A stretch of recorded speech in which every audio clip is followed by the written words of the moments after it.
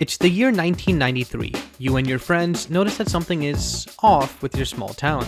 Kids are missing, adults are being weird, well, weirder than usual, and is that a mech? Join us as we dive into this world with the XboxEra review of Echo Generation.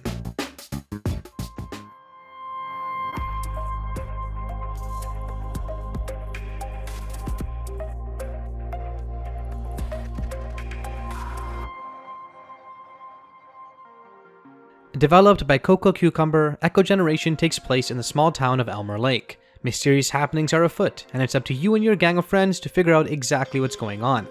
The setting, while simple, has a fair bit of charm and depth to it.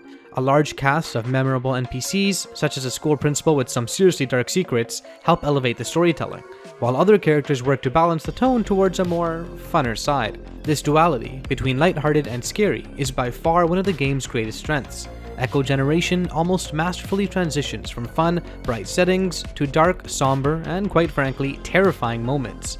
Note to self, if an NPC says a location is haunted, it probably is. However, this is where you can see the smaller scope of the game, as NPCs will continue to repeat the same lines again and again, even after you've clearly progressed past those events. As for how the story develops, well, while it did feel a little crazy at times, once I remembered that the game opened up with a talking raccoon, it started to make much more sense. At its core, Echo Generation is a turn-based RPG focused on exploration. It has a small variety of party members, skills, items, along with more things you'd expect from the genre.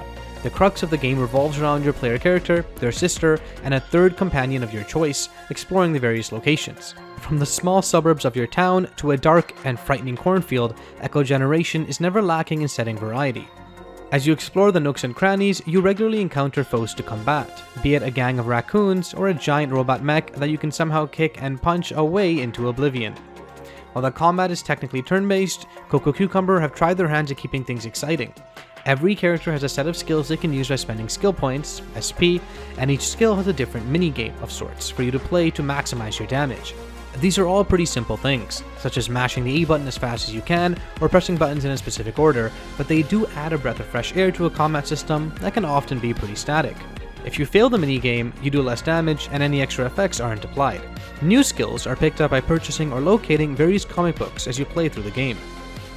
These skills are easily the best part of the combat, yet at the same time, they exasperate the faults. As I mentioned, each skill requires a certain amount of SP to do, and SP itself is recovered to full only whenever you start a new encounter. The problem is that I almost always ran out of SP long before a fight was over, and this was especially apparent in boss encounters. I would use my moves as intelligently as I could, but the last half of every big fight ended up just being regular attacks for all three of my characters. It reached the point where I'd simply do the math and figure out how many more turns I needed to survive in order to defeat the enemy. This wasn't fun. Now, as I mentioned earlier, some skills do have extra effects, such as bleed, poison, or stun, but ultimately, I didn't think the harder skills were worth it for a measly 1 extra damage per turn. In terms of healing, you almost always have to rely on consumable items you either pick up, purchase, or are gifted. I had my qualms with this system as well, but I'll leave that for a little later. Like most RPGs, you're given experience after each encounter, and you eventually level up. Each time you do, you can select between one of 3 characteristics to upgrade: health, strength, and skill. Health increases the amount of damage you can take, strength increases the damage you do, and skill increases the total SP of the party. While there is some strategy in choosing what to upgrade first, I used a balanced approach and it seemed to work pretty well. While there's no voice acting, and there isn't much to say about specific sound effects, the music is remarkably well done. From the upbeat tunes in the town to the unsettling background noises in the basement, Clunky Combat did a great job in bringing the locations to life. The boss music was also of note. The visuals, though, is where the game really shines. The art style of the game does wonders at keeping things vibrant and interesting, which is pretty essential for a game that revolves around exploring every inch of the screen. There were very few areas that I felt didn't live up to the standard of the rest, meaning that generally, the entire game was a treat to look at. Enemy designs were also especially well done and pretty damn creative. While I had no major bugs in my playthrough, mine's getting stuck just once, I did want to mention another couple of issues I did have. With combat being such an integral part of the game, I found the health recovery system to be pretty lacking. The currency you use to purchase consumables is pretty limited, as you need to regularly purchase story-related objects, and enemies don't drop items or consumables at all. This meant that I would need to regularly run all the way back to my house to sleep and heal up to full HP. Now when you die in Echo Generation, you spawn near your location of death with half HP for each party member.